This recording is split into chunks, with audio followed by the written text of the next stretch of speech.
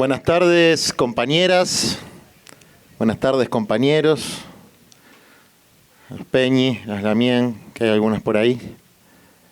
Muchas gracias a la gente de este centro cultural maravilloso que se construyó con las manos de los cooperativistas, tan perseguidos, tan difamados en todo el país, en esta ciudad también.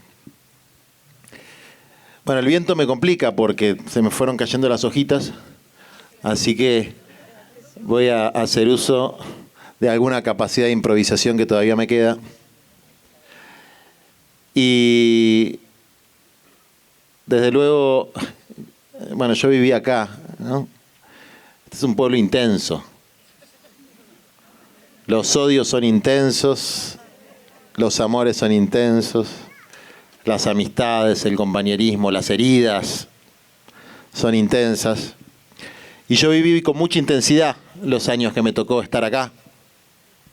Y desde luego, cada vez que vengo, tengo que comenzar rindiendo homenaje a mi compañero amigo Roberto Arias.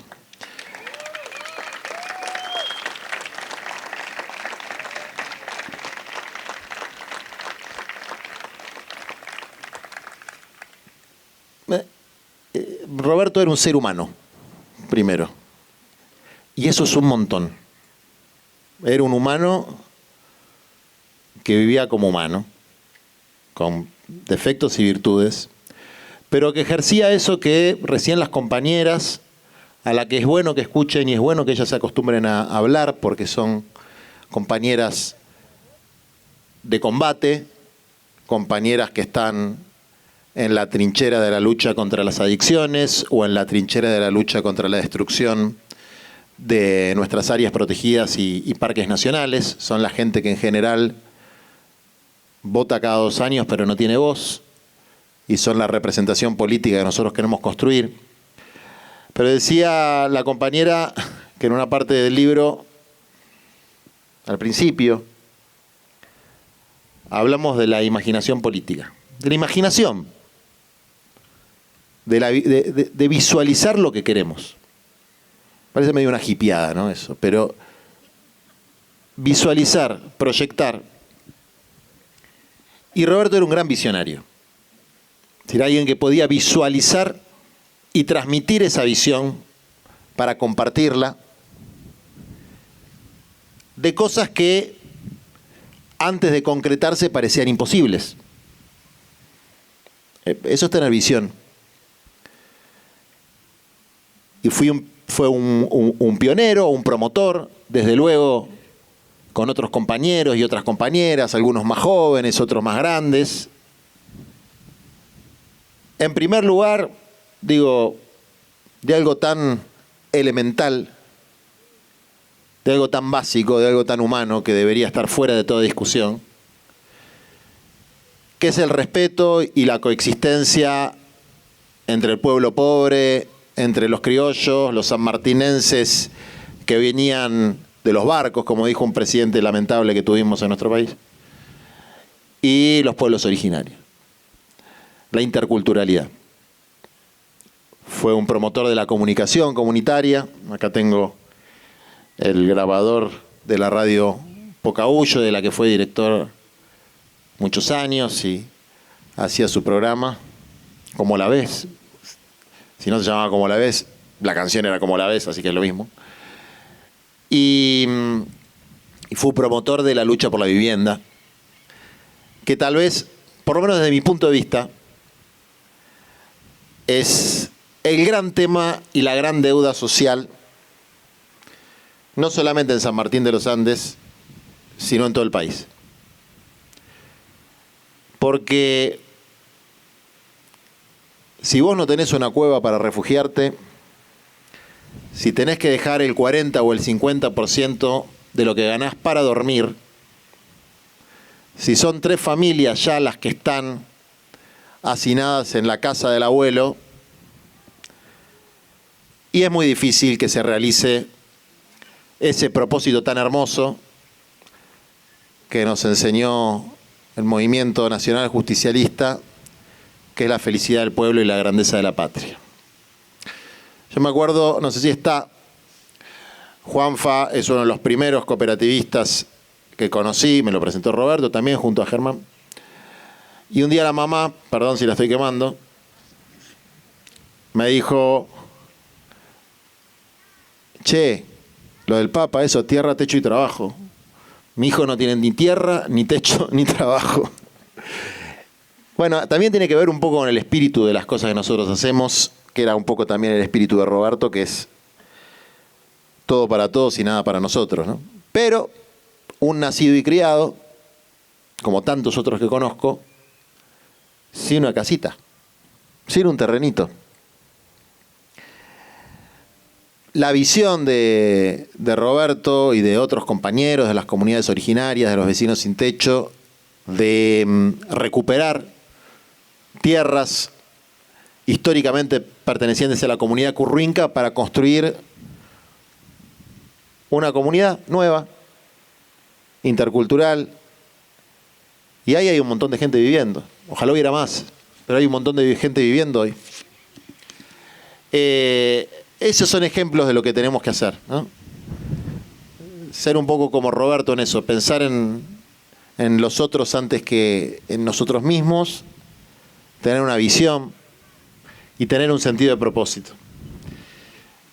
Esas son marcas que uno cuando se va, a mí me tocó estar en el momento que él se fue, me pidió un par de cosas. Una de las cosas que me pidió fue que construyamos Patria Grande en San Martín de los Andes, me dijo explícitamente.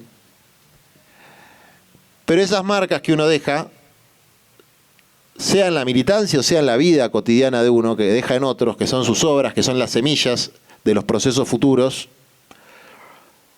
tiene que ver básicamente con la primera parte y la más importante de las reflexiones que quiero compartir con ustedes y que trato de plasmar en el libro. Y que veo, y ustedes por ahí los que me siguen saben que me toca a veces estar, lo digo con todo el respeto a los compañeros y compañeras cocineras y cocineros. Vieron que a veces en la cocina hay que estar 10 horas en una cocina. Donde se supone que se cocinan las decisiones me ha tocado estar, muchas veces. Y lo que percibo cada vez más en esas discusiones, en esas mesas, en esos espacios, es que la discusión es fundamentalmente sobre los medios y no sobre los fines. Sobre la táctica y no sobre la visión. Es decir, se fue perdiendo el sentido de propósito. Que es la pregunta fundamental que nos tenemos que hacer las personas. Que para cualquiera es una opción, pero para un militante es una obligación. Que es ¿para qué hacemos lo que hacemos? ¿Por qué cada uno de nosotros hace lo que hace? Es muy difícil, es inescrutable. Cosas que te pasaron cuando eras chico, lo que aprendiste de tu papá, de tu mamá, lo que viviste, si sufriste la pobreza, si empatizaste con la pobreza de otros, si el amor a la patria o a la naturaleza. Ese es tu por qué. Y siempre es muy personal el por qué. Pero el para qué es lo que podemos compartir. Es lo que podemos discutir, es lo que podemos diseñar. ¿Para qué hacemos lo que hacemos? ¿Para qué impulsamos una determinada organización, una determinada acción de lucha, o en términos de la política superestructural, y digo superestructural porque me refiero a las instituciones de gobierno, que es lo que hoy me toca, porque yo milité toda mi vida en el movimiento social y hace unos 5 o 6 años estoy de prestado en una fuerza política, que es parte de una coalición política, y en lo que veo, insisto, que a diferencia de lo que pasa en el movimiento social, donde la cosa es un bien siempre en sí mismo, porque darle de comer a alguien que tiene hambre, organizar un compañero para la lucha por la vivienda, trabajar con los pibes y pibas que se nos caen de las manos por el narcotráfico, buscar la forma de prevenir los suicidios que son cada vez más, no solamente en este pueblo, sino en muchos otros pueblos. Me tocó hablar con 2 compañeros, una compañera y un compañero que perdieron hermanos acá en este pueblo en los últimos meses. Todo eso es un bien en sí mismo. Vale la pena por sí mismo. Pero la política superestructural, la política partidaria es más complicada en eso porque es más mediada. Vos haces algo hoy y por ahí no tiene efectos en el tiempo. Lo que yo estoy viendo es que, además de ser más mediada, va perdiendo el para qué. El para qué no se discute. ¿Para qué querés el gobierno? No se discute. Y si se discute con una serie de eslóganes. Se ha perdido profundidad la discusión del para qué.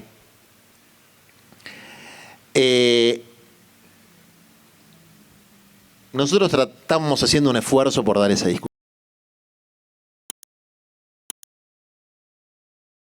Entonces, en la primera parte del libro,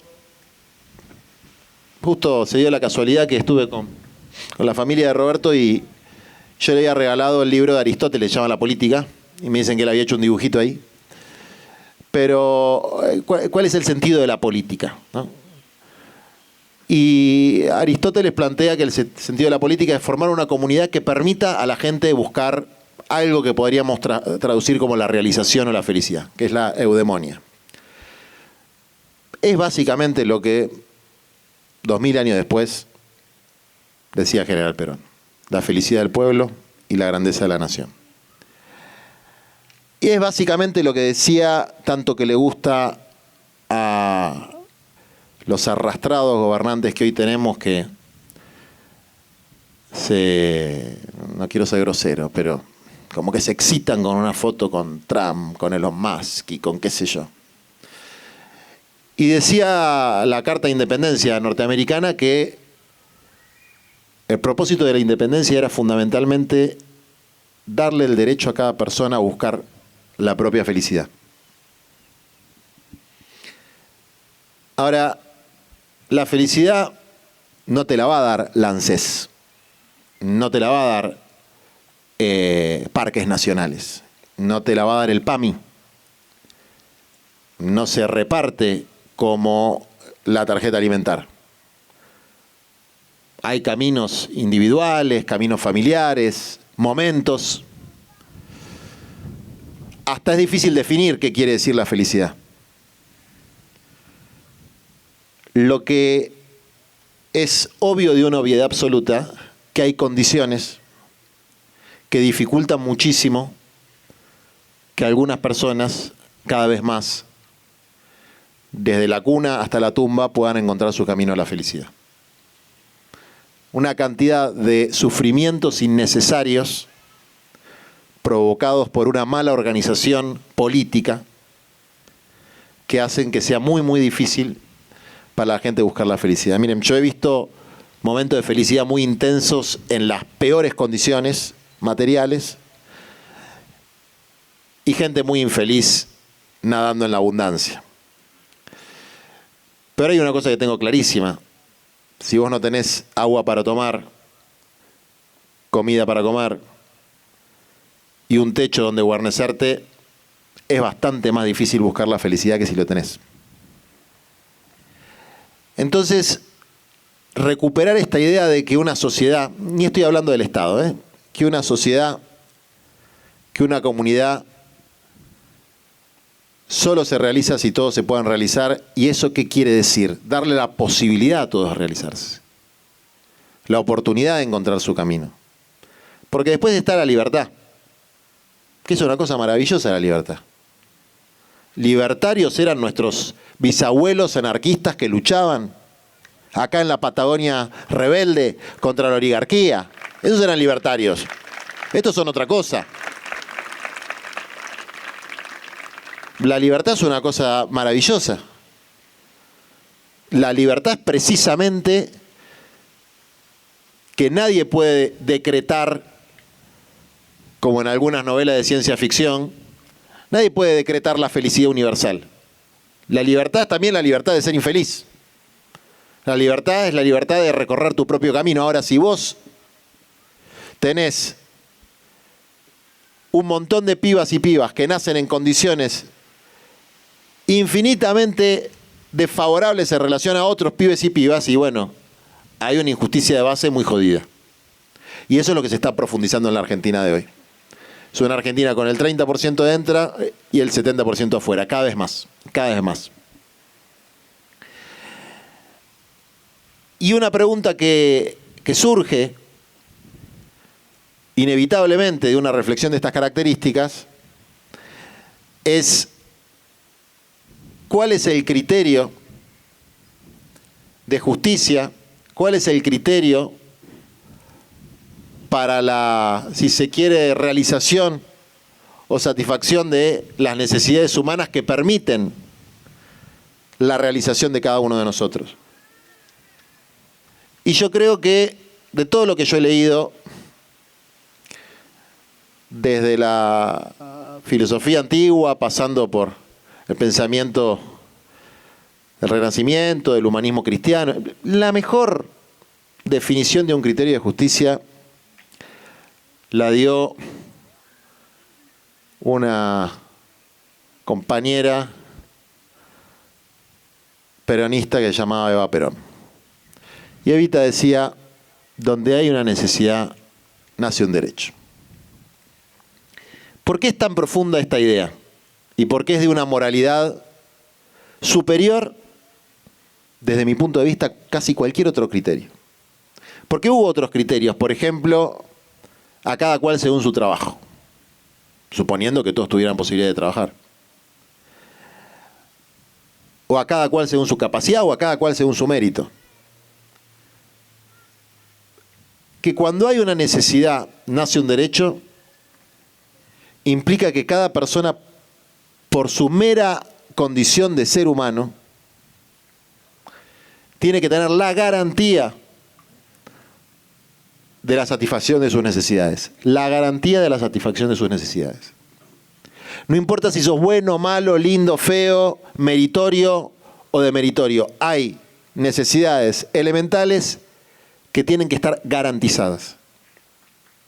Y eso es un criterio de justicia muy profundo, que nos diferencia filosóficamente del campo opositor, en términos, que opositor a nosotros, ¿no? Porque los opositores hoy somos nosotros, que tiene como dos ramas, ¿no? Una rama un poco más razonable y otra completamente deshumanizada. Es decir, la rama un poco más razonable, entre comillas, vendría a ser la rama de la meritocracia. Que hay muchos dentro del peronismo que no entendieron a Evita y repiten una frase muy estúpida. Perdón si a alguno le gusta la frase, pero es una frase muy estúpida. Que es: no hay que dar el pescado, hay que dar la caña. Bueno, ustedes que son de acá se sabrán que no es lo mismo una mojarrera que una de esas super cañas que se traen desde, no sé, Bélgica. Si tenés permiso para pescar la trucha o no tenés que tener permiso para pescar la trucha. Pero además, Jesús no repartía cañas, te digo para los cristianos, repartía peces y panes. Había un criterio de justicia. Si tenés hambre, si hay un hermano o una hermana que tiene hambre, lo primero que haces son los peces y los panes. No una caña que aparte no sirve para mierda porque vienen los chinos con esa cosa de arrastre y se llevan todos los pescados. Que te digan eso en el siglo XXI, donde se lo lleva todo el gran capital, es burlarse de la gente.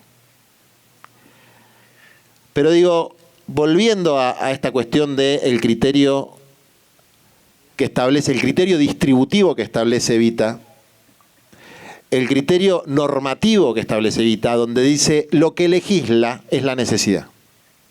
Lo que genera las leyes naturales más importantes es la necesidad.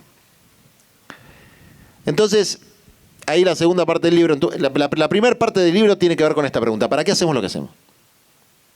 Y que yo les pido a todos, pregúntenselo. Y pregúntenselo desde lo general a lo particular o desde lo particular a lo general, como más les guste. ¿Qué quiero decir con esto? La felicidad del pueblo es una generalidad.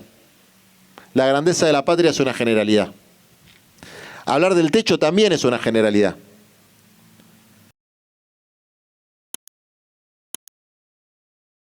Para que cada trabajador tenga derechos, para que cada campesino, cada originario tenga su tierra. Bueno, eso es un para qué, que lo podemos compartir, que lo podemos discutir, que lo podemos transformar en un plan de acción, que es la política con P mayúscula. Entonces, esa reflexión, y yo lo veo en grande y lo veo en chiquito, el polo contrario en la dialéctica de la unidad y la desunión, o sea, lo que está frente a la unión, lo veo en chiquito. Acá conozco bastante, por lo menos el entramado de organizaciones sociales del pueblo, y conozco bastante el de la provincia de Buenos Aires, que es bastante grande. Y veo que siempre hay un mal espíritu que está en todos lados, que es y lo tenemos todos, yo el primero, que es, si se quiere, el de la posesión o la apropiación como cosa. Mis votos, mi orga, mi partido, los votos no son míos, la organización no es mía. Y cuando digo mío, no es solamente un individuo, a veces son colectivos, pequeños, cada vez más pequeños, facciones. Entonces hablamos de nosotros, pero hablamos de nosotros, somos 5, o somos 10. Y tenemos la tentación de apropiarnos de espacios colectivos, o de proyectos que tienen una perspectiva. Y eso pasa en la política y pasa en la organización social. Nos pasa todos los días. Como el copyright y el derecho o el sentido de posesión sobre una determinada idea, sobre un determinado sello. Eso es muy jodido, Ese es el germen de la división. Cuando alguien se cree, alguien o algunos nos creemos, me voy a poner, dueños de lo que se construyó con una perspectiva colectiva. Yo hice un dibujito en el libro que los que lo tienen, mírenlo, y los que no lo tienen, esto lo vengo diciendo hace un mes y todavía no lo hago, voy a hacer un resumen como para que el que no lo pueda comprar lo pueda tener también, un resumen de 20, 30 páginas. Donde uso 2 de mis argentinos favoritos, que es Evita y el Papa Francisco. Al que no le gusta el Papa se jode. Y el que no le gusta Evita se va directamente, chao, expulsado.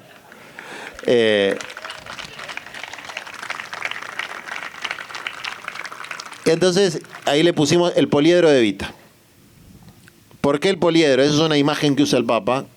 Está vinculada a la cuestión de la interculturalidad, que quiere decir, un poliedro es una figura geométrica donde las caras son irregulares, un poliedro irregular, las caras son irregulares, como una piedra medio limada o un cristal. Tiene caras irregulares que forman un todo, pero no pierde la singularidad cada una de sus caras. Y Evita por este criterio de justicia vinculada a la necesidad. Porque las necesidades humanas, uno puede jerarquizarlas si se quiere, ¿no? Y empezar por las necesidades fisiológicas, o sea, la necesidad de comer y tomar algo. Cosa tan obvia, ¿no? O sea, que el derecho a comer es un derecho de todos. Y no entra. Y vos vas y le ganás el juicio a la hija de puta de Petovelo y no te da la comida para la gente que tiene hambre. Y le volvés a ganar el juicio y no te lo da. ¿Y sabés cuándo lo empieza a dar? Cuando lográs que el juez le ponga una multa. A ella, de 50.000 pesos. Ratas que son. Son malos y ahora son ratas. Entonces, las necesidades del cuerpo, las necesidades de tener algún nivel de estabilidad en la vida que te permita proyectar, algún nivel de paz interior. Esto tiene que ver también, por ejemplo, claramente con el tema de los alquileres. Si vos no sabés cuánto vas a pagar de alquiler dentro de un año, no podés proyectar tu vida. Y tiene que ver con la inflación, que fue el talón, no diría el talón de Aquiles, pero fue la principal razón por la que Milei gana las elecciones. Y fue la principal razón por la que Hitler logra tomar el poder en Alemania. Porque ¿qué genera la inflación y las guerras, ¿no? La inflación y las violencias.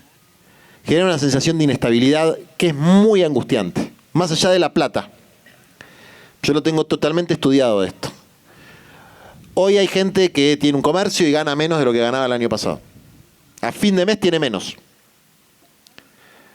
Pero saber cuáles son los precios que le van a llevar en la lista, poder fijar el precio, poder planificar el mes, o 2 meses, o 3 meses, porque sabes que la tasa de inflación está baja, aunque ganes menos guita, te genera menos angustia. O sea, es una dimensión que no es material, que es emocional. Y esa dimensión emocional, que implica tener cierta estabilidad mental, cierta estabilidad económica, para poder planificar algo en la vida, es algo que nos han robado. Hoy nos están devolviendo, entre comillas, una triste estabilidad en términos del valor de la moneda, a cambio de un saqueo garrafal de los recursos de la patria y fundamentalmente de los ingresos de los sectores que menos se pueden defender, que son los jubilados y las jubiladas, a los que han estafado de una manera criminal, con una reducción del 25% del poder adquisitivo de sus jubilaciones. Ese robo es precisamente una redistribución regresiva de los ingresos de las mayorías populares a los sectores concentrados del poder económico, y frente a ese tremendo robo, poco fue lo que hicimos desde nuestro campo político. Y podría seguir la lista de cosas, pero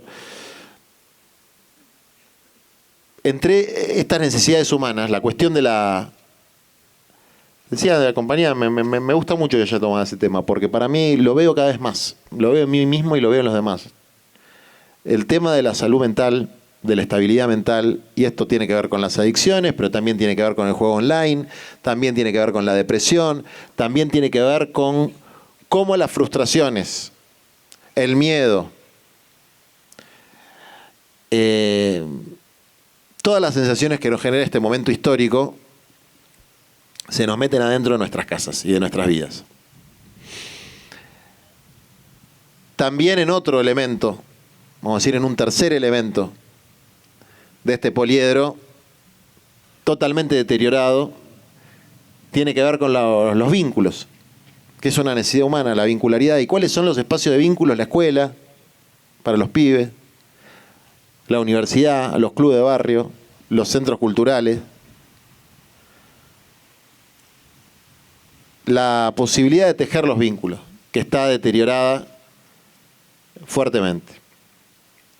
La posibilidad de desarrollar autoestima a partir de los vínculos, a partir de estabilidad, a partir de tener las necesidades materiales básicas satisfechas. Y recién ahí, cuando está eso, podemos hablar de libertad. Y si uno ve qué es lo que ha hecho el gobierno nacional en términos de agresión a la sociedad, puede ver que cada una de estas necesidades, que son derechos, y para nosotros son derechos sagrados, fue una ofensiva tremenda contra todo esto. Una ofensiva material, desfinanciando todas las políticas para garantizar necesidades básicas de alimentos, de agua, de vivienda. Todas las políticas de salud mental, por ejemplo, cerrando el único hospital de salud mental que hay en la capital federal, que es el Bonaparte, y dejando sin remedios a la gente.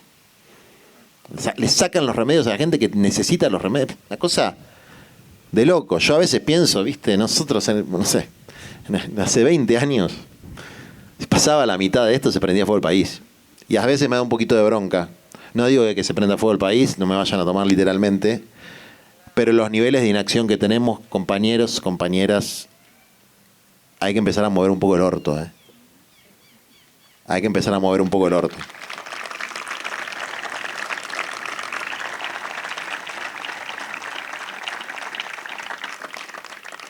Hay una agresión permanente frente a esos derechos que emergen de las necesidades, que no es solo económica y material, que no es solo la destrucción de todas esas políticas públicas, sino que es además, como ellos dicen, una batalla cultural.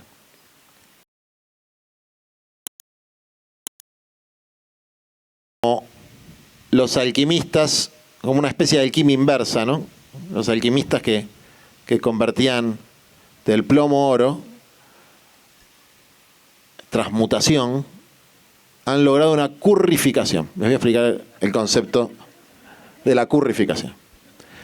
Todo lo que hay de bueno, noble, verdadero y justo se ha transformado en un curro. La empezó Macri. ¿Qué te digo? Que le compite a Milei con ser el tipo más hijo de puta del país. No se sabe bien quién gana.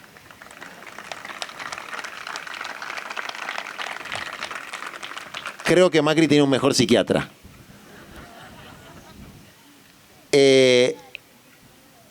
Los derechos humanos son un curro. La escuela pública es un curro. Parques nacionales, recontra curro. El CONICET, los científicos, pero son un curro extraordinario. La salud pública es un curro.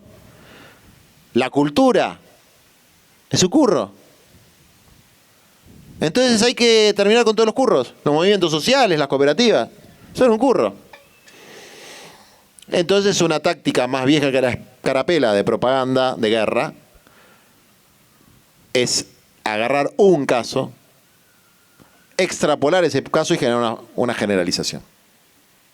Un caso de un ñoqui de la Secretaría de Derechos Humanos. Un caso de un salame de una organización social que se afanó no sé qué cosa. Un caso y así sucesivamente. Se extrapola ese caso, se genera algo que es el escándalo estratégico, escándalo sobre un caso, escándalo. No importa si es verdad o mentira. A veces es verdad y a veces es mentira. Porque, a ver, no seamos tontos. En todos los órdenes de las políticas públicas y de las cosas más nobles de la vida, siempre hay casos de gente que tergiversa y corrompe esas cosas. Obra pública, por ejemplo. ¿Cómo no vamos a necesitar obra pública? Desde luego necesitamos obra pública. Yo no necesito leer Clarín para enterarme de la cantidad de afanos que hubo con la obra pública en el país. Ahora, esa cantidad de afanos, utilizada para currificar la obra pública, es decir, para convertir una necesidad nacional, en este caso, en un curro y eliminarla, es una estrategia de guerra. De guerra cultural. Dicen batalla, pero es una guerra cultural. Currificar todo lo que está bien es abrirle camino a todo lo que está mal. Básicamente, el anarcocapitalismo es la oligarquía desbocada. ¿Por qué? La oligarquía, el sector concentrado del capital, el 1%, sin contralógicas que lo regulen. Porque al haber yo no soy un estatista fanático. Creo que esa es una mala interpretación del justicialismo. El justicialismo era la comunidad organizada, no el Estado omnipresente. Eso es otra cosa. El Estado en relación a partir de las políticas públicas con la comunidad organizada. Pero la privatización de todo, la privatización de absolutamente todo, es la perspectiva oligárquica. Porque los que se van a quedar con todo son el 1%.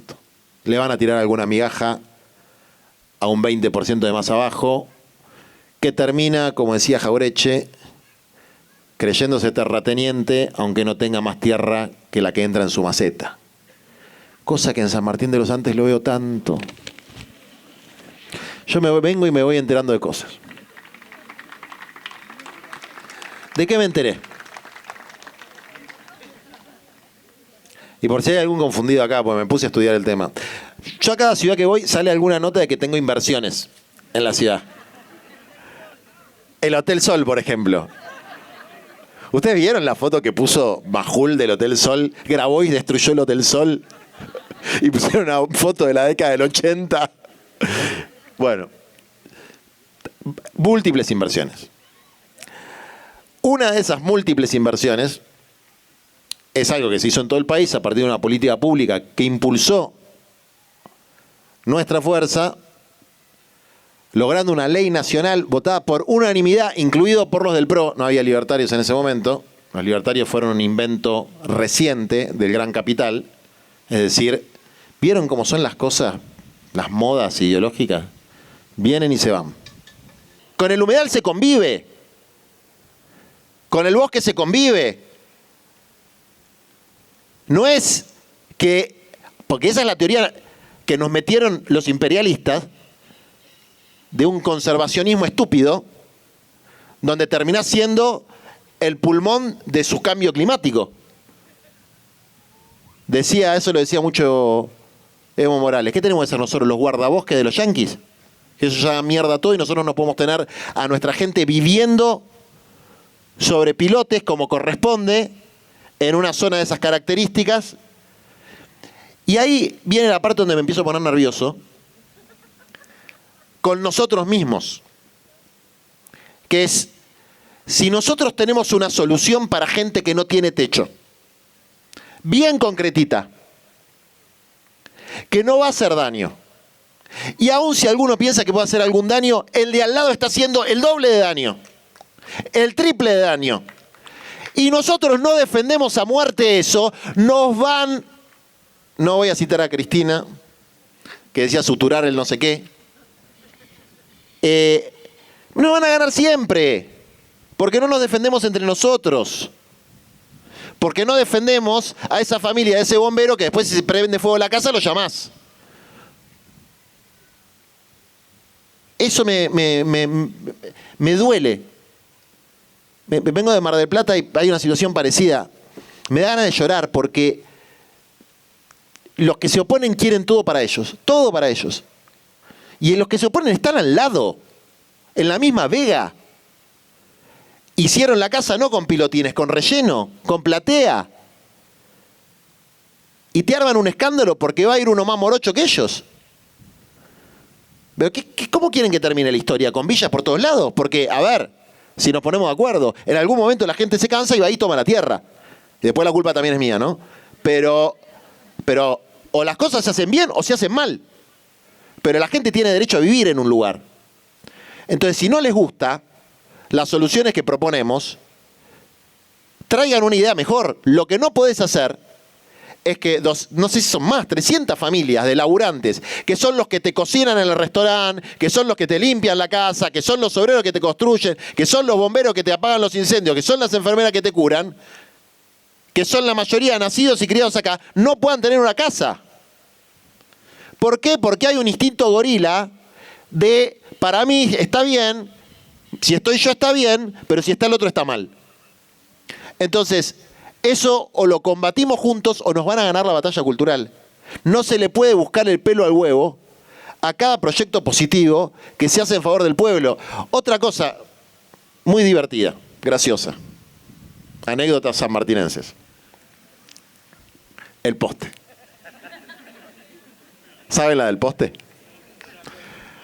No, la voy a contar. Había una vez una escuela a la que van muchos chicos que caminan por la ruta para ir a la escuela, o caminaban, ¿no? Y había una vez una cooperativa que presentó un proyecto para hacer una vereda. Se hizo el proyecto para hacer una vereda. Se hizo la vereda. Los chicos van a poder ir por la vereda. ¿Pero qué pasó? Había un poste en el medio de la vereda. Y había una vez una cooperativa que no era el EPET, que no tenía facultades, el EPEN, perdón, para sacar el poste, que tenía que hacer la vereda. E hizo la vereda, como estaba en el plano. Nadie había hecho la vereda antes. Los tuiteros fatales, que se cagan de la risa del esfuerzo de los laburantes, no fueron a hacer la vereda. La fueron a hacer los muchachos de la cooperativa. Pero ahora hay que matar a los de la cooperativa porque hay un poste en el medio de la vereda.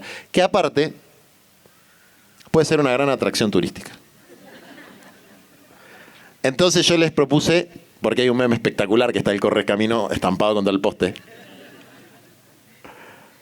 Hagan el correcamino y péguenlo al poste. Entonces es la muerte del correcamino en San Martín de los Andes, le van a llevar flores. A ver, lo del poste se puede arreglar. Lo que no se puede arreglar es la cultura de la sorna y de la burla permanente contra el que trata de hacer algo bueno, aunque se equivoque. Y la pregunta que hay que hacerse, uno mismo, porque aparte el murmurerío es mucho entre nosotros también, es, che, ¿y vos qué haces? Y la pregunta que hay que hacerle al que se burle, che, ¿y vos qué haces? ¿Qué hiciste vos? ¿Por qué tan mal está que esta gente quiera tener un lugar para vivir, que haga una vereda, que construya un centro cultural? ¿Está tan mal que el Estado, en vez de financiar a la CIDE para que nos espíe a todos nosotros, financie una obra de viviendas o financie el archivo de la memoria? Dicho sea de paso, un aplauso para el nieto recuperado.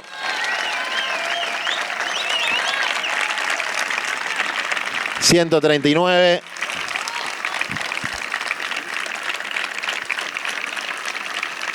Qué lindo fue ir a pintar el 138 Jockey Club. Lo pintaron de blanco, porque ellos siempre blanquearon al poder económico. Eso, ojo, ¿eh? Pudimos meter presos a los milicos. Gracias, Néstor y Cristina, por eso. Pudimos meter presos a los milicos.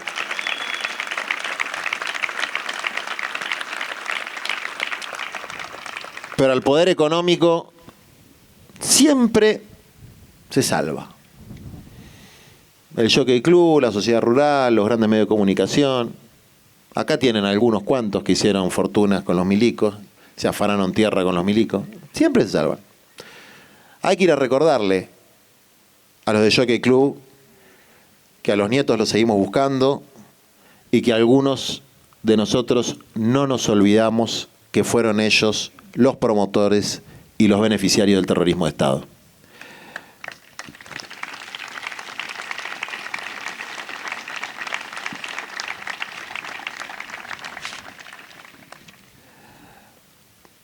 Para ir un poco cerrando, en el segundo capítulo del libro está resumido, muy escuetamente, lo que nosotros llamamos el tercer plan quinquenal, que es el Plan de Desarrollo Humano Integral. Y hablamos de plan quinquenal a propósito para molestar, porque suena vintage, ¿viste? Y además porque tiene que ver con la memoria histórica, porque mientras se desarrollaba el segundo plan quinquenal, fueron unos señores en unos aviones y bombardearon toda la Plaza de Mayo. Y mataron un montón de gente. Y después hicieron un golpe de Estado, el 55. ¿Qué? ¿Saben cómo se llamó? La Revolución Libertadora. Siempre las mismas palabritas estos hijos de puta. Y plantear un tercer plan quinquenal tiene que ver con comprender que siempre hay que desconfiar de los refundadores de todo. La nueva política. Te están cagando cuando te hablan de la nueva política. Una cosa es, bueno, los renovadores, ¿no? Frente Renovador, Massa. Bueno. Hay que tener cuidado con eso. Tiene que haber actualización. La palabra renovación utilizada en otro sentido puede ser correcta. Pero las cuestiones refundacionales hay que tenerles desconfianza.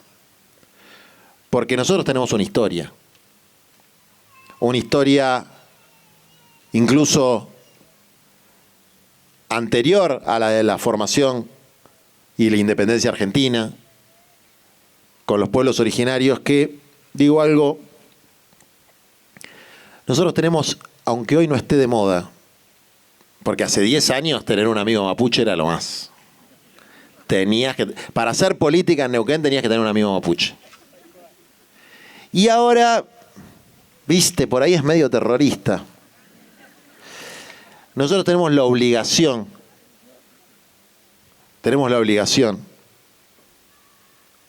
como hombres y mujeres que cohabitan un territorio ancestralmente perteneciente al pueblo mapuche, de defender a los pueblos originarios. Tenemos la obligación, no podemos ser tibios en esa obligación.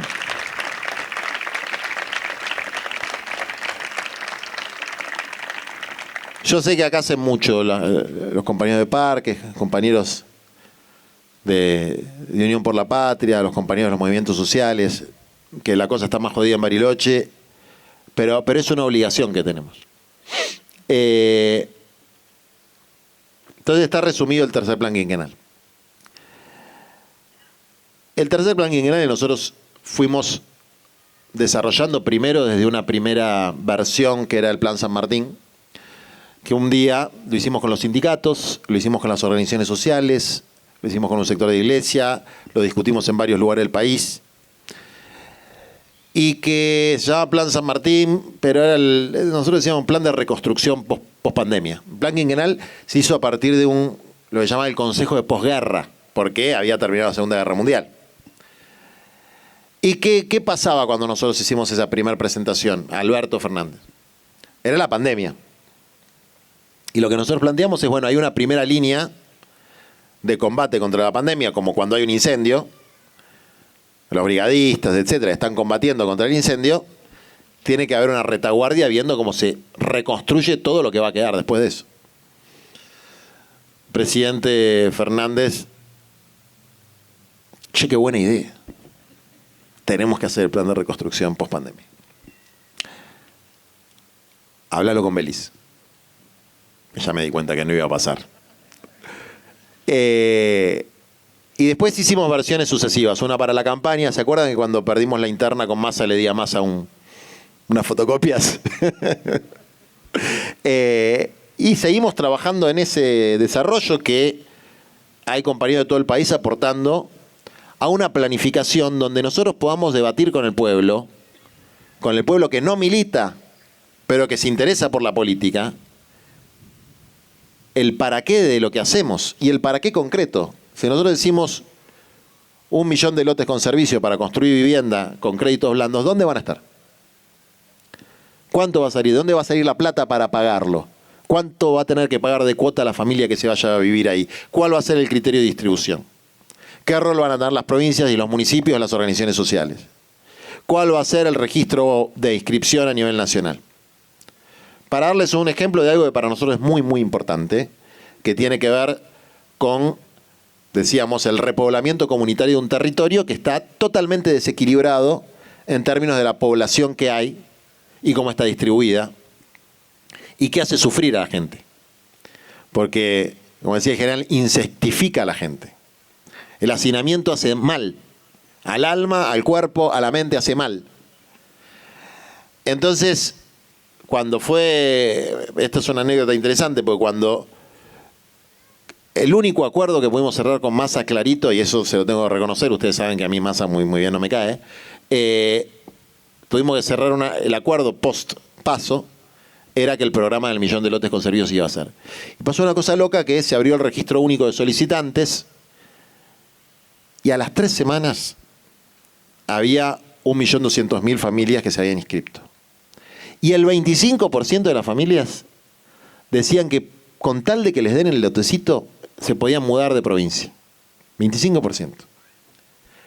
Entonces, cuando nosotros decimos algo que increíblemente parece casi un crimen, pero está en la Constitución de Neuquén, que hablamos de una reforma agraria del siglo XXI, hablamos de que la gente se pueda poblar el territorio en armonía con la naturaleza, sea en el campo, sea en la ciudad, sea en puestos intermedios, porque con este esquema de desarrollo inmobiliario afincado en el negocio y en la especulación, vamos a vivir muy mal.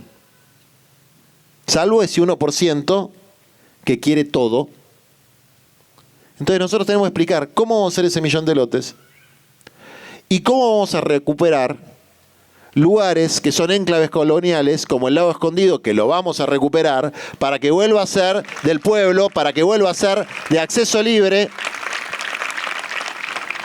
y unos cuantos costas de otros lagos menos escondidos que también se apropiaron. Algunos pasó de piola por acá, ¿no? Entonces está lo del plan quinquenal. Y eso para nosotros tiene el valor de que el para qué se pueda compartir. ¿Para qué queremos gobernar? ¿Para qué queremos el poder? Queremos el poder para esto. Y la tercera parte es la estrategia de poder. El tema del poder es jorobado. Porque el poder, cuando se convierte en un fin en sí mismo, la política, cuando se convierte en un fin en sí mismo, arruina a la gente. Arruina gente buena. Arruina buenos militantes sociales, por ejemplo. ¿Por qué? Porque perdés el sentido de propósito, entonces es todo el tiempo, yo lo veo, y lo veo en gente buena e inteligente, todo el tiempo ver cómo obtenés o conservás el poder. La visión maquiavélica del poder. Que no es Maquiavel explicaba la mecánica del poder. Pero la mecánica también es un medio para un fin. Una máquina es un medio para un fin. Y efectivamente hay una mecánica del poder en la lucha por la obtención y el sostenimiento del poder, pero eso es una cuestión secundaria, una cuestión accesoria. El poder sin propósito siempre es corrupción. Es la forma esencial de la corrupción. Puede ser una corrupción en la que el corrupto no se lleva nada a la casa, pero está corrompiendo la naturaleza de la política, que es el poder por el poder en sí mismo. Ojo, eso nos pasa a todas las fuerzas. Cuando, a mí me gusta contarlo porque me gusta que las cosas que pasan en la cocina se discutan. Cuando se cierran las listas, y este es un año electoral, entras como en visión de tubo, tipo un boxeador, y perdés cualquier sentido de propósito. Querés cagar a piñas al que está armando las listas para que te ponga a tus compañeros en las listas. Te olvidaste de para qué lo querés. Te olvidaste que para qué lo queremos. Bueno, está armado así el sistema. Entonces, tener un plan desarrollado con amor y con compromiso para poder discutir para qué hacemos lo que hacemos le sirve al debate político y nos sirve a nosotros como una guía. Y la tercera parte del libro, como corresponde en la secuencia, digamos, la filosofía, el plan de acción y finalmente la estrategia de poder. Yo a veces veo compañeros que les interesa el peronismo, compañeros jóvenes, y el primer libro que agarran se llama Conducción Política. No, ese es el último que hay que agarrar. El primero tiene que ser la comunidad organizada, el modelo argentino para el proyecto nacional, los discursos de Perón en el Congreso de Filosofía. No el último, que es el del poder. Bueno, es el último, pero hay que leerlo también. Y nosotros planteamos también en este libro, que es un libro de combate, una estrategia de poder. Donde el gobierno, la recuperación del gobierno es una parte del poder. Cristina decía, no sé si lo dijo en público, me lo dijo a mí, no me acuerdo, decía, cuando vos ganás una elección, apenas tenés el gobierno. Apenas tenés el gobierno. ¿Qué quiere decir eso? Ganar una elección no implica ni siquiera controlar los resortes del Estado. Está la policía, está Parques Nacionales, que no lo controla nadie. O sea, hay estructuras que son suprapolíticas, si se quiere, dentro del gobierno. Pero el gobierno, aunque lo controlas todo, no es el poder también está en los actores que no son estatales, de nuestro campo y de la oligarquía. La Cámara de Concesionarios, lo digo con todo el amor del mundo, si hay que algún concesionario no se enoje, ¿no? Pero la Cámara de Concesionarios, que se constituye en un lobby para privatizar todos los parques, porque un poquito estudiamos nosotros las cosas, y la desregulación de los parques, la expulsión de los trabajadores de los parques, no es solamente porque son malos y quieren echar gente. Están entregando los parques a los concesionarios para que hagan lo que se les cante las pelotas. Por ejemplo, las punchi punchi que estuvieron haciendo ahí en, ¿cómo se llamaba? Swarovski. Me confundo los nombres. Bueno, eso. Claro, ellos pueden hacer fiestas electrónicas y después los compañeros nuestros pobres no pueden tener una casa, ¿no? Una cosa rarísima. Con unos criterios de justicia muy extraños. Pero la destrucción de una estructura institucional, que tampoco era una maravilla, porque Parques no era una maravilla, de una estructura institucional tiene un objetivo, parte de un proyecto político, como el terrorismo de Estado tuvo un objetivo político. No es solamente el sadismo, que lo tienen, porque son sádicos y mala gente. Hay un proyecto político detrás. Y ese proyecto político es entregarle todo a los que Milei cree que son los héroes de la humanidad, que son los multimillonarios, que son los Elon Musk. Y no solamente lo cree, lo dice. Entonces, la estrategia de poder implica que lo que ellos llaman intermediarios, que son las organizaciones sociales, culturales, sindicales, las organizaciones libres del pueblo, se fortalezcan. Porque aunque nosotros ganemos las elecciones y tengamos a Mandrake de presidente, si no hay un pueblo organizado que impulse las políticas públicas o un pueblo organizado que las defienda cuando el gorilaje ataca, las políticas públicas no se desarrollan. O si no, acordémonos de lo que pasó con Vicentín. Íbamos a tener una empresa nacional testigo para la exportación de alimentos. Sale el decreto. Aparecen 3 sojerogarcas. Alberto se cae en las patas y los nuestros no están preparados para salir. Entonces, las organizaciones intermediarias del poder económico, la sociedad rural, la CRA o la American Chamber, para hablar de las... Ellos saben jugar sus cartas.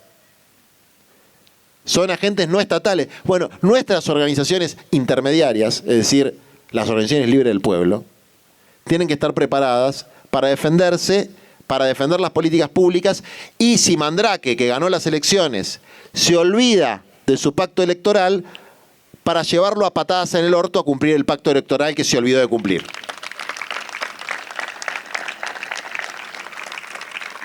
Para finalizar,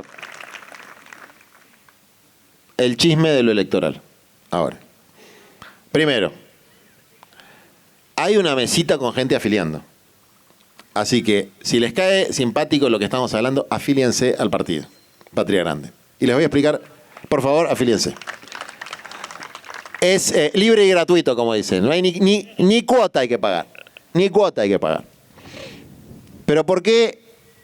A ver, nosotros tenemos una estrategia para... Este año hay elecciones de medio término. Y les voy a dar una mala noticia.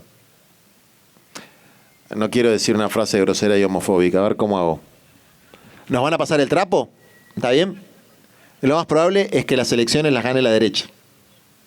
Lo más probable es que las elecciones la gane los que votan a favor de Milei en el Congreso. Acá en Neuquén tenemos una situación paradójica porque hay algunas políticas públicas del gobierno provincial que son buenas, podríamos decir. Pero los diputados que responden al gobierno provincial votan a favor de Milei en la Cámara de Diputados.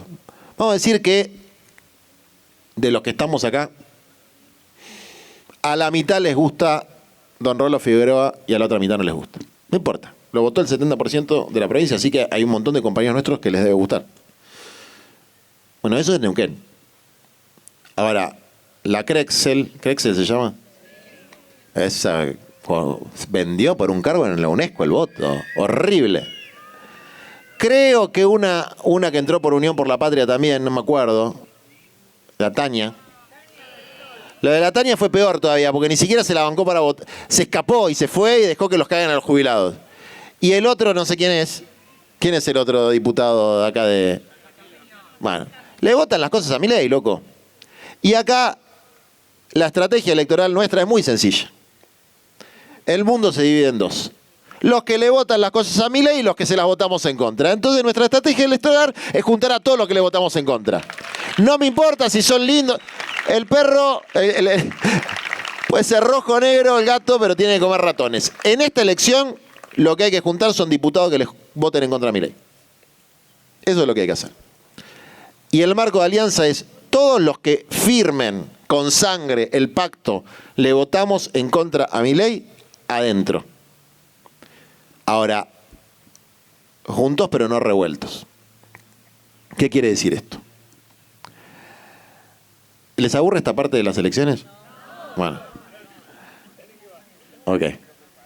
¿Qué quiere decir esto de juntos pero no revueltos?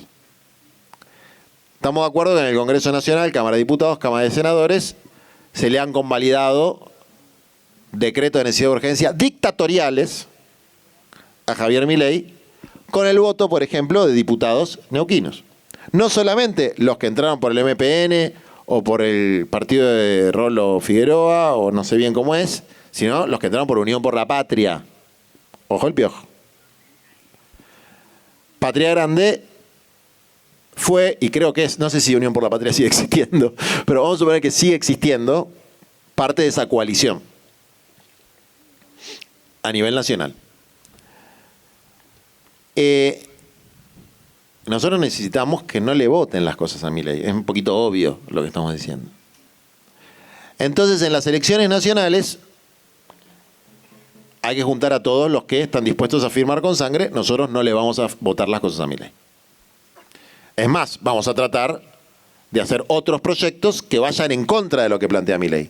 Si él quiere destruir todo lo público, defender lo público. Si él quiere destruir todo lo comunitario, defender lo comunitario. Si él quiere cerrar el hospital de salud mental, defender el hospital de salud.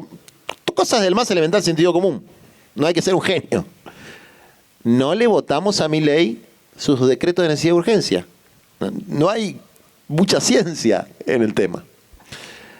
Bueno, por lo menos 10 diputados que entraron por Unión por la Patria se vendieron y votaron a favor de Milei. Y después se da una situación que hay que entenderla, como decía el filósofo Spinoza, no hay que llorar ni indignarse, hay que comprender, que son los provincialismos. Me dijeron hoy el nombre del partido de acá, ¿cómo? Neuquenizate es. Espectacular. Miren, en Córdoba, en Misiones, en Catamarca, acá en Neuquén y en algunas otras provincias, se está produciendo un fenómeno que es una tendencia en la política argentina que es muy mala, que es una reacción contra el centralismo porteño, pero es una mala reacción contra el centralismo porteño, que es la balcanización. Nosotros le pusimos Patria Grande al partido con una visión latinoamericanista, Argentina Humana con una visión nacional. ¿Pero qué? Vamos a Neuquenizate, después San Martín de los Andizate. Entonces vamos a convertirnos, que es lo que siempre quisieron los ingleses, que lo hicieron con América Latina, convirtieron una gran nación en 25 estados y van a convertir la Argentina en 25 estados. Si no la vemos, somos giles. Eso es lo que están preparando con los provincialismos. Entonces, la idea de provincializante es lo contrario al federalismo. Hay dos desviaciones, el centralismo porteño, los salvajes unitarios, muerte a los salvajes unitarios, y el provincialismo. Ninguna de las dos cosas es federalismo. Una federación tiene intereses nacionales, no intereses provinciales o locales exclusivamente. Pero bueno, dadas las cosas como son, todos los provincialismos votan con Milei. ¿Por qué? Por una razón muy obvia. No es que son todos como la Crexel que venden por un cargo en la UNESCO y cobrar $15.000 por mes el mandato popular. Qué triste debe ser como esa gente, ¿no? Qué cosa fea morirte y el día que te mueras alguien recuerde, esta fue la hija de puta que por un sueldo de $15.000 vendió. Qué feo ser morirte así.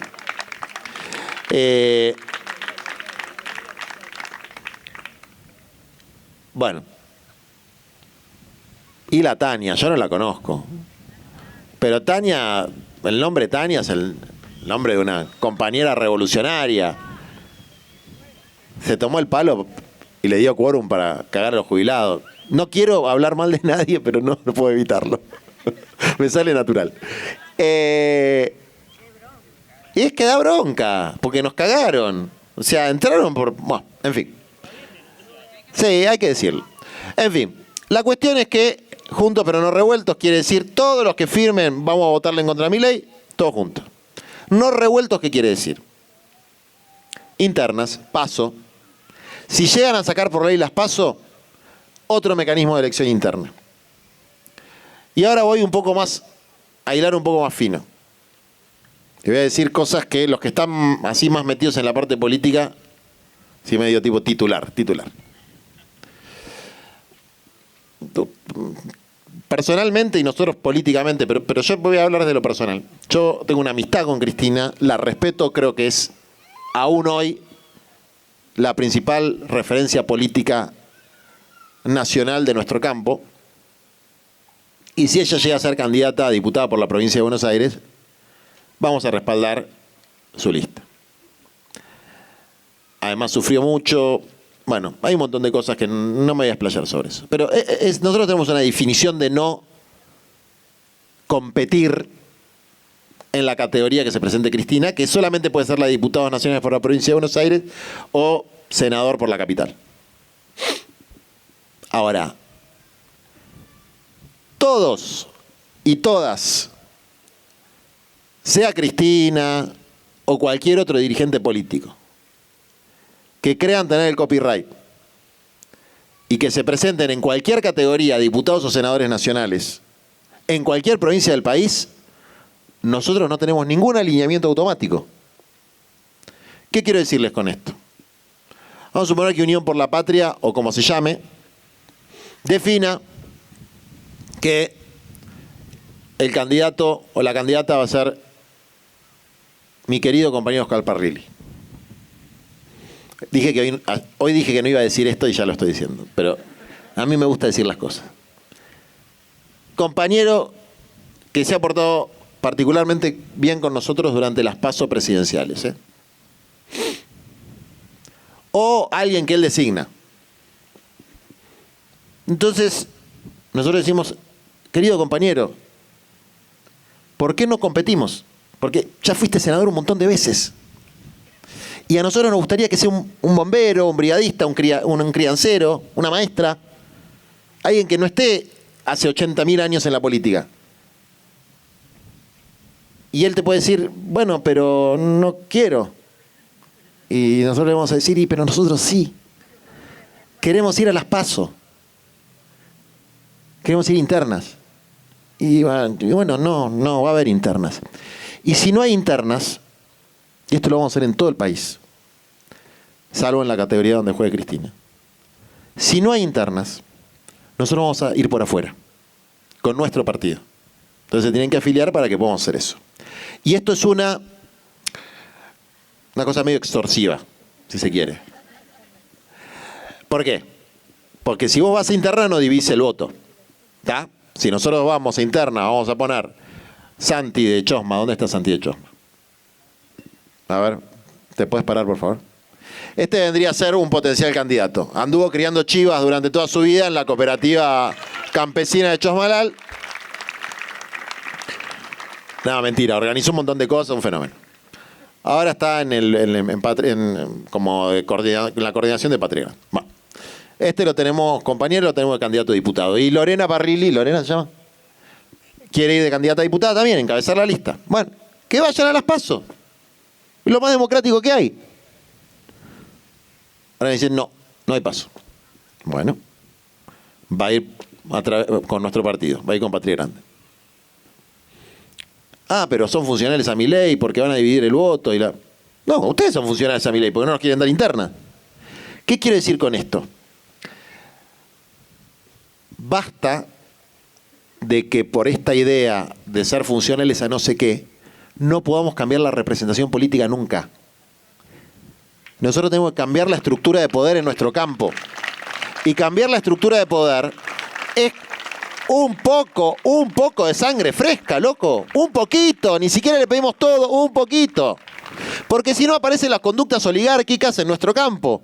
Todo para nosotros, todo para nosotros, todo para nosotros. Nosotros no estamos proponiendo que vaya mi prima. Estamos proponiendo un compañero que se dedicó a organizar crianceros transhumantes en Chosmalal durante muchos años. Y vamos a proponer una enfermera, una maestra, vamos a proponer a una piba de una cooperativa de construcción, a una piba de la universidad. Porque sabemos que hicieron algo en la vida además de ser políticos. Ojo, no estoy hablando mal de nadie, y mucho menos de los compañeros que acabo de mencionar. Los menciono porque sé que son los candidatos medio opuestos. Pero podría mencionar a Darío Martínez también, que es un tipo que yo le tengo mucho aprecio. Pero está todo bien. Nosotros vamos a ir a las PASO. Vamos a ir a las PASO con pibes y pibas, con laburantes, con científicos, con gente que organizó cosas, con compañeros de los gremios que no son los gordos millonarios que hay en Capital, que son gente que pelea por los puestos de trabajo y que son tan despreciados por la política. Entonces, para que nos den las PASO, porque nos la van a terminar dando, porque no son tontos, tenemos que tener partido. ¿Por qué? Porque si no tenemos el partido, la amenaza de que vamos por afuera no es creíble. No tenés partido, no puedes ir para afuera. Alcoyana. ¿Se entiende? Entonces, tenemos que juntar 1.500 fichas. 2.500 fichas. Bueno, tenemos hasta mayo. Acá no sé cuánta gente hay, pero si se copan y se afilian, si les copa la idea, podemos hacer esto. Y si no se copan y no se afilian, después no anden lloriqueando de que siempre ponen a los mismos, porque nosotros estamos planteando algo bastante concreto. Porque lo digo en serio a esto. Es como el lloriqueo permanente de... Perdón que los cague a pedos, pero me sale. Después me pueden decir cosas feas ustedes a mí. No, está el poste en medio de la vereda. Loco, andá a ser vos la vereda. No, Juan, no tendrías que haber salido vos a pintar lo del nieto 138 porque parece que... No... Salgan a pintar otros. Es decir, salgamos de la inercia y del lloriqueo. Hagamos cosas concretas. Bueno, este es un planteo concreto. Nosotros planteamos en todo el país, en todas las provincias. Hay elecciones nacionales ahora. No son provinciales, no son municipales. No importa si te gusta más rolo o más rola. No importa. Si te gusta la rola, anda Vientos de Libertad. No importa. Lo que importa es si van a votar a favor de Milei o en contra de Milei. Y lo segundo que importa es si vamos a lograr un cambio en la estructura de representación política en la Argentina. Para lo primero, unidad. Para lo segundo, interna, democrática, discusión. No hay muchas fuerzas que estén planteando esto. Yo les digo lo de la excepción en el caso de Cristina porque nos gusta jugar póker abierto, poner las cartas sobre la mesa. Si Cristina no se presenta como candidata a diputada nacional por la provincia de Buenos Aires y decide, por ejemplo, que, no sé, alguien que ella quiera mucho vaya como candidato a diputado nacional por la provincia de Buenos Aires, aplica el mismo criterio. Yo digo, yo quiero Paso. Si hoy, en las encuestas de hoy, no hay que creer mucho en las encuestas, pero cuando te dan a favor puedes creer un poco. En las encuestas de hoy, el que más mide soy yo, en la provincia de Buenos Aires. Pero es la verdad, no es a grandes. O sea, no es algo que me enorgullezca, porque hay cada hijo de... A ver, Patricia Bullrich mide el doble que yo, y es la mina más hija de puta del mundo. O sea, lo que dicen las encuestas no es parámetro de lo que representas. Pero objetivamente, nosotros tenemos 35 puntos a nivel nacional y 40 puntos en la provincia de Buenos Aires.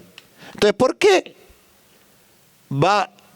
Si a Cristina, por dar un ejemplo de alguien que yo quiero, o Axel, va a poner a un X que la única virtud que tiene es ser chupa media,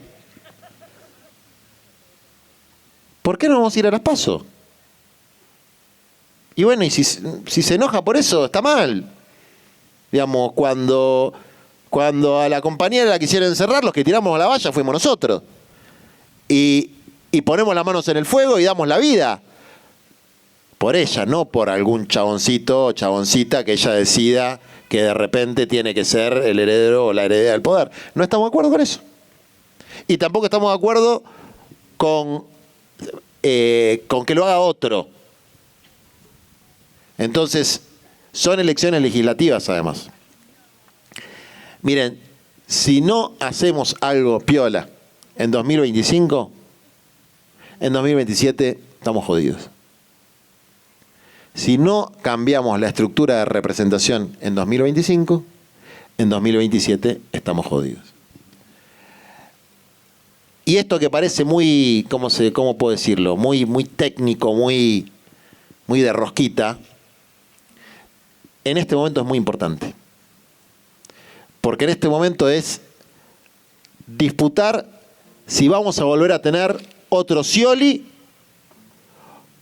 otro Alberto u otro Massa de candidato oficial del campo popular. Y yo no quiero tener ni otro Scioli, ni otro Alberto, ni otro Massa como candidato o como presidente en representación de los descamisados de la República Argentina. Entonces, si nosotros no queremos tener otro Scioli, otro Alberto u otro Massa como representación de los descamisados y de la clase trabajadora, como representación de Evita y de Perón, lo que hay que hacer es disputar con esa lógica de representación, dándole poder a los pobres, dándole poder a los trabajadores y poniendo la energía en disputar con la partidocracia.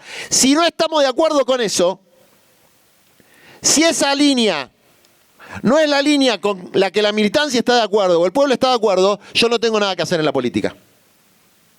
Yo no tengo nada que hacer en la política. Porque, les cuento, a mí me han ofrecido encabezar. Pero ¿quiénes ponen a los otros? ¿Van a salir de las universidades? ¿O del CONICET? ¿O de los barrios populares? ¿O del gremio de Luz y Fuerza? ¿O de Parques Nacionales? No. Van a ser los primos de los intendentes o alguien de una orga. No va a haber, no, ponen un salame más o menos nuevo que mide bien, que vendría a ser yo, y abajo la reiteración permanente de lo mismo. Yo siempre dije que no a esas cosas. Entonces, insisto con esto. Miren, la mejor forma de predecir la conducta futura es la conducta pasada. Y la conducta pasada dice que hace 3 elecciones nacionales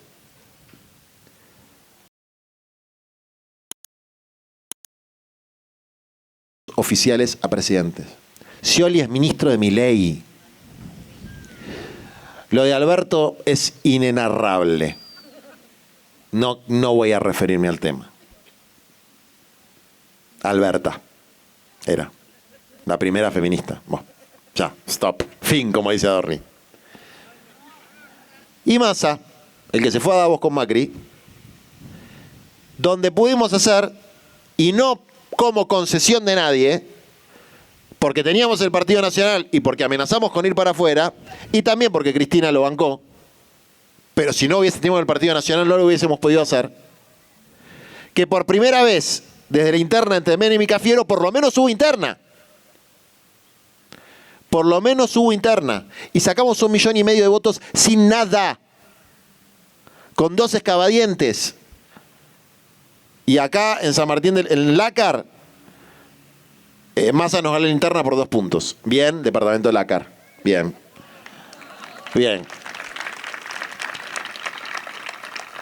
Entonces, si les copa, es como dice, si te gusta el durazno, bancate la pelusa. Bancate la pelusa es, salen a bardear a las madres y a las abuelas, les pintamos todas las paredes. Y si querés disputar la estructura del poder dentro del Movimiento Nacional y Popular, afiliate, loco, militá y votá lo que corresponde, porque después, para llorar, estamos todos. Yo no me enteré que Massa era un cagador 2 días antes, o al día 2 días antes de que lo proclamen, no sé qué, cómo fue la cosa, ni cómo se decidió. Bueno, en realidad sí sé. Lo más triste es que sí sé. Nuestro candidato de presidente, ministro de Economía, 120% de inflación. Botonazo total de la mafia judicial. Socio de O'Reilly. Bueno. terminó siendo nuestro candidato oficial. Lo terminamos militando todos, con la nariz tapada, porque enfrente estaba Milei. Ahora, ¿por qué llegamos a esa situación? ¿Por qué llegamos a esa situación? ¿Por qué llegamos a la situación de Scioli candidato en 2015, cuando teníamos todas para poner a alguien del palo que siga el legado de las cosas buenas de Néstor y Cristina y mejorar las cosas malas? ¿Por qué Alberta? Digo Alberta no burlándome, sino que él se autodefinía así, por su gran respeto a las mujeres, que después se demostró muy poco hipócrita. ¿Por qué, señor que había sido jefe de campaña de Randazzo, cuya mayor virtud había sido ser superintendente de seguros? Seguros, curre los seguros, en fin. ¿Por qué? Porque el sistema es poderoso. Y el sistema quiere gente así. Eso me dijo Cristina cuando lo bajaron a Guado. Nosotros habíamos militado a Guado. Hijo desaparecido. Militante de toda la vida. Y del riñón de Cristina, además. Y cuando lo bajaron, yo me recontracalenté, imagínate. Dije, bueno, ahora ya está, vamos a ir nosotros, y es que se pudra todo, vamos por afuera. Y Cristina me dijo, no importa la frase, porque la frase es medio obvia, el tono en que me lo dijo. Y Cristina me dijo, el sistema es muy poderoso. Y es verdad, el sistema es muy poderoso. Bueno, acá hay un gaucho que quiere pelear contra ese sistema. Espero que haya muchos más. Y espero que ustedes sean parte de eso. Los quiero mucho. Muchas gracias por todo.